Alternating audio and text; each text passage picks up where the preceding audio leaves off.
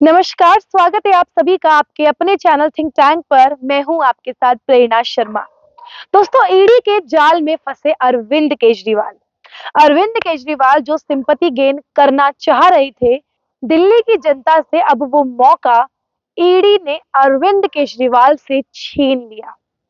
एक नया सरकारी गवाह शराब घोटाले मामले में ऐसे आ टपका है कि अब अरविंद केजरीवाल का जेल जाना शायद एक हफ्ते के अंदर कंफर्म हो जाएगा।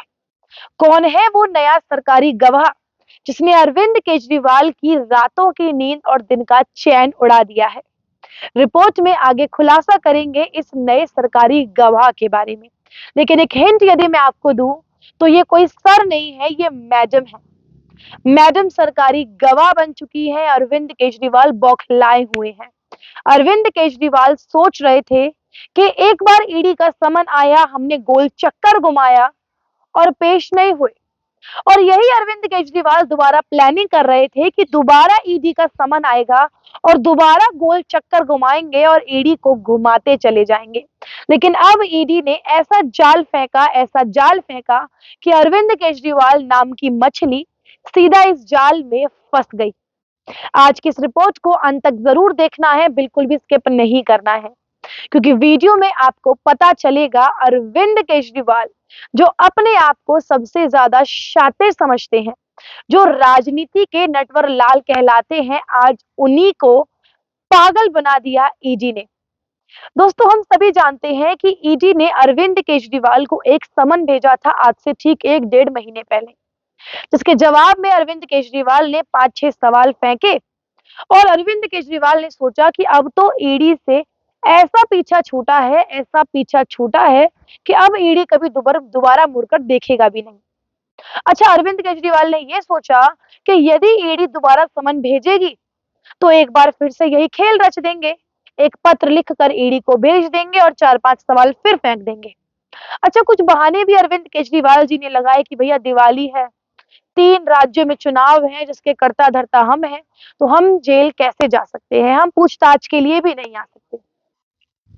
अच्छा, आपको ये याद होगा कि अरविंद केजरीवाल एक रेफरेंडम का ढकोसला दिल्ली में कर रहे हैं। एक रेफरेंडम का ढकोसला दिल्ली में बहुत दिनों से जारी है। तो इस रेफरेंडम की पोल यदि मैं खोलूं तो ये रेफरेंडम कोई दिल्ली की जनता से राय मांगने के लिए नहीं हो रहा। ये रेफरेंडम दिल्ली की जनता के कानों में ये बात डालने के लिए हो रहा है कि भैया अरविंद केजरीवाल जेल जा सकते हैं।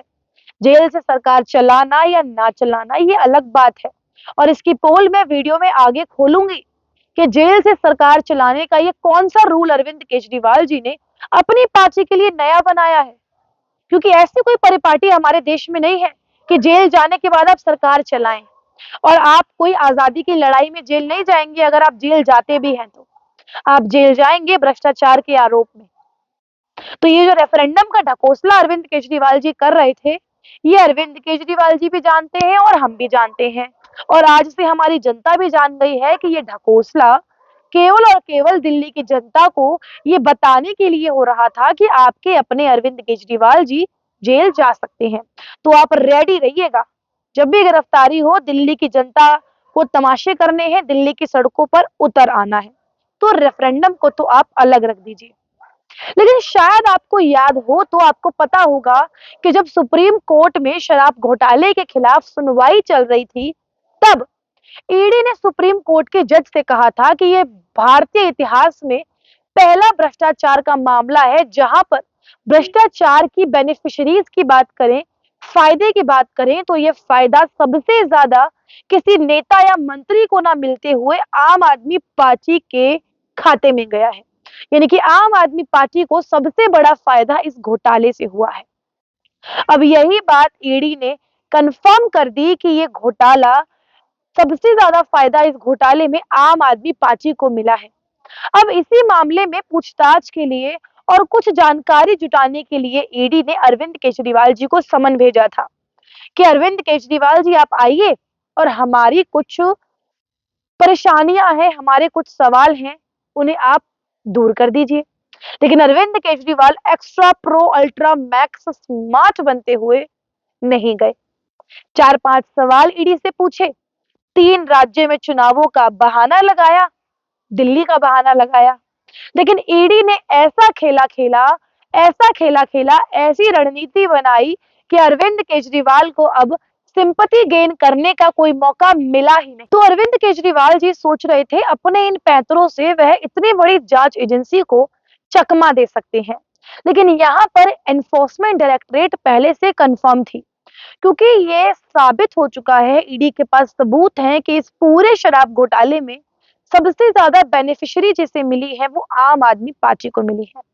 तो उसके लिए केस बनता है, चार्जशीट दायर होती सीधा आम आदमी पार्टी के खिलाफ, जिसके लिए एनफोर्समेंट डायरेक्टरेट को कुछ सबूत चाहिए थे, जिसके लिए वह आम आदमी पार्टी के कर्ता धर्ता अरविंद केजरीवाल को पूछताछ के लिए बुला रहे थे। लेकिन अरविंद केजरीवाल अपने आप को सबसे ज्यादा स्मार्ट समझते हैं और इसी स्मार्टनेस के चलते अरविंद केजरीवाल नहीं गए, जिसकी ऑल्टरनेट में अरविंद केजरीवाल जी सोच रहे थे कि दोबारा मेरे पास समन आएगा, दोबारा पूछताछ के लिए बुलाया जाएगा, तब फिर हम राजनीति करेंगे।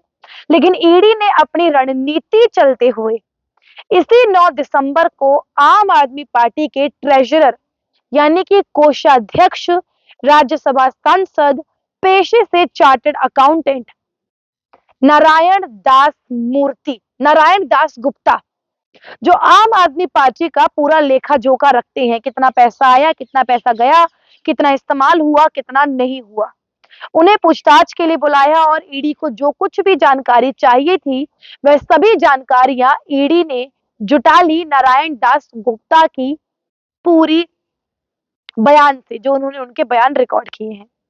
तो अब ऐसे में ये खबरें आ रही हैं कि 1 हफ्ते के अंदर अंदर अब ईडी चार्जशीट दायर करने वाला है पूरी की पूरी आम आदमी पार्टी के खिलाफ। अब आम आदमी पार्टी के खिलाफ चार्जशीट दायर होगी तो पार्टी के मुखिया कौन? अरविंद केजरीवाल। दिल्ली के मुखिया कौन? अरविंद केजरीवाल। पार्टी के फाउंडर कौन? अरविंद केजरीवाल।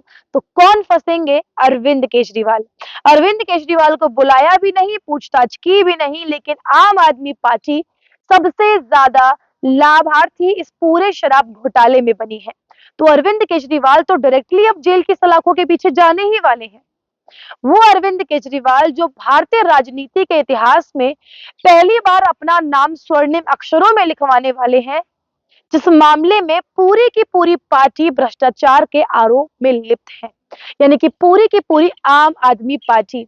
और ज्यादा शर्मिंदगी की बात तब हो जाती है जब ये बात सुनने में आती है, जो कि सच है, कि आम आदमी पार्टी एक ऐसी पार्टी है जो भ्रष्टाचार के खिलाफ आंदोलन लड़ने के लिए राजनीति में आई थी और आज भ्रष्टाचार के बड़े लंबे चौड़े गंभीर आरोप खुद आम आदमी पार्टी पर लग रहे हैं। कितने लोग सरकारी गवाह बन चुके हैं। राज्यसभा सांसद संजय सिंह ऑलरेडी जेल में हैं, उनके बयान रिकॉर्ड हो चुके हैं। मनीष सिसोदिया डिप्टी सीएम, शिक्षा मंत्री जेल में है, उनके बयान लगातार लिए जा रहे हैं। दिनेश अरोड़ा सरकारी गवाह बन चुके हैं और भी कई लोग सरकारी गवाह बन चुके हैं। कितने लोग छूटे भी जा चुके हैं, लेकिन जो लोग नहीं छूटे हैं अब उनकी लंका लगने वाली है। लेकिन अब बात करते हैं उन मैडम के बारे में जो अब सरकारी गवाह बन चुकी हैं, जो सबसे बड़ा झटका अब अरविंद केजरीवाल को देने वाली है। अच्छा, इससे पहले आगे बढ़े मैं आपको बता दूं, सारे इलेक्ट्रॉनिक सबूत, मनी ट्रेल, पैसा कहां से कहां गया, किस तरीके से आया, डिजिटल आया, बाय हैंड आया, सारा लेखा जोखा ईडी के पास है। ईडी के पास एक एक चीज का सबूत है और अब और पक्का सबूत बनकर, सरकारी गवाह बनकर के कविता मैडम मैदान में कूद चुकी है। अच्छा, ये बात सामने कैसे आई? रिपोर्ट्स के हवाले से ये खबर सामने आई कि के कविता मैडम, जिनकी गिरफ्तारी आज से बहुत महीने पहले हो जानी चाहिए थी, जो नहीं गिरफ्तारी उनकी हुई है, तो अब ये कयास लगाए जा रहे हैं, ये बातें सामने आ रही हैं कि के कविता मैडम अब सरकारी गवाह बन चुकी हैं इस पूरे मामले में। और यदि वह सरकारी गवाह बन चुकी हैं तो आम आदमी पार्टी के ऊपर डबल मुसीबत मंडरा रही है, क्योंकि इनके डायरेक्ट कनेक्शन संजय सिंह, मनीष सिसोदिया और साउथ के जो माफियाओं के साथ डील करवाई थी, इस पूरे में हाथ के कविता का था। और चूंकि अब वो सरकारी गवाह बन चुकी हैं तो अब उनके खिलाफ तो कोई मुकदमा दर्ज होगा नहीं, लेकिन अरविंद केजरीवाल के खिलाफ डबल सबूत ईडी को जरूर मिल जाएंगे। तो है ना ही अरविंद केजरीवाल के लिए डबल झटका। अरविंद केजरीवाल फंसाने चले थे खुद ईडी को, और ईडी ने खुद ऐसा पैंतरा चला कि अरविंद केजरीवाल की राजनीति धरी की धरी रह गई। इसी के साथ साथ जो रेफरेंडम का नाटक अरविंद केजरीवाल जी कर रहे हैं, उसका खुलासा तो मैं ऑलरेडी कर चुकी हूँ। ये रेफरेंडम केवल एक ढकोसला है। आज तक भारतीय राजनीति में ऐसा नहीं हुआ कि किसी भ्रष्टाचारी नेता जिसके ऊपर आरोप भ्रष्टाचार के लगे हैं, वह सरकार में बना हुआ है जेल में जाने के बाद और सरकार चला रहा है। तो ये सपना तो अरविंद केजरीवाल का चकनाचूर ऑलरेडी हो ही चुका है। आप इस खबर पे अपनी क्या राय रखते हैं, हमें कमेंट करके अवश्य बताइएगा। रिपोर्ट अच्छी लगी हो, पसंद आई हो तो कमेंट करें, शेयर करें और आपके अपने चैनल थिंक टैंक को सब्सक्राइब करना बिल्कुल भी ना भूलें। नमस्कार।